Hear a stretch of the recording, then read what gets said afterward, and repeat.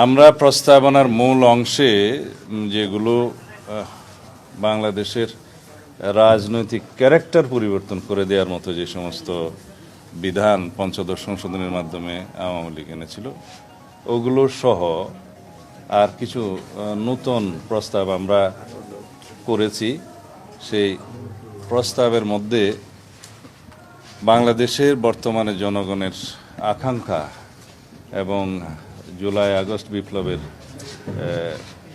শহীদের অঙ্গীকার, রক্তের আকাঙ্ক্ষা এবং বাংলাদেশের বর্তমান বাস্তবতা এগুলোকে বিবেচনায় নিয়ে এবং ভবিষ্যতে যাতে পার্লামেন্টারি ফোয়ারের সৃষ্টি না হয়, এখন আয়কতন্ত্রের সৃষ্টি না হয়, সেগুলো মাথায় রেখেই আমরা আমাদের সমস্ত প্রস্তাবনাগুলো দিয়েছি।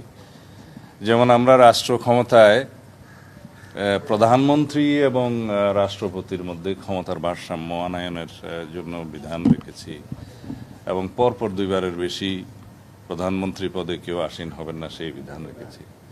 আমরা নতুন করে পার্লামেন্টের উচ্চ কক্ষ সৃষ্টির বিধান প্রস্তাব করেছি এবং জুডিশিয়ারির ক্ষেত্রেও আমরা নতুন কিছু প্রস্তাবনা দিয়েছি যাতে অধস্তন আদালত সমূহের নিয়ন্ত্রণ সুপ্রিম কোর্টের হাতে থাকে এবং সেটা যথোপযুক্তভাবে নিয়ন্ত্রিত হয়। আর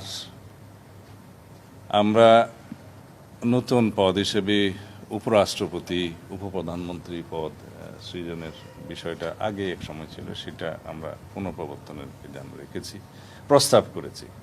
আমাদের দায়িত্ব হচ্ছে যে বিভিন্ন স্টেক হোল্ডারের কাছ থেকে যে সমস্ত প্রস্তাব আমরা পাচ্ছি সেগুলোর মধ্যে থেকে যে প্রস্তাবগুলো সেগুলো নিয়ে আমরা আলাপ আলোচনার মাধ্যমে আমরা কিছু সুপারিশ তৈরি করব। ইতিমধ্যে আপনারা জানেন যে আমাদের একটা ওয়েবসাইটে আমরা মন্তব্য সংগ্রহ করেছি, তাতে প্রায় 50,000-এর বেশি মন্তব্য আমরা গতকাল পর্যন্ত পেয়েছি, মধ্যরাত্র পর্যন্ত, যেটা নির্ধারিত সময় ছিল। আমরা স্টেক হোল্ডারদের সাথে আলোচনাগুলো অব্যাহত রেখেছি।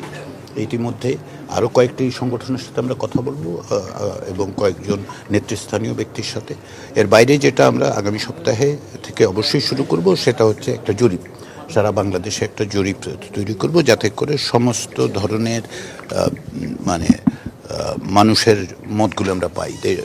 ধরুন নগর এলাকার, গ্রাম এলাকার, বয়স্ক, তরুণ, সকলের। তো এটাই হচ্ছে আমাদের কাজ।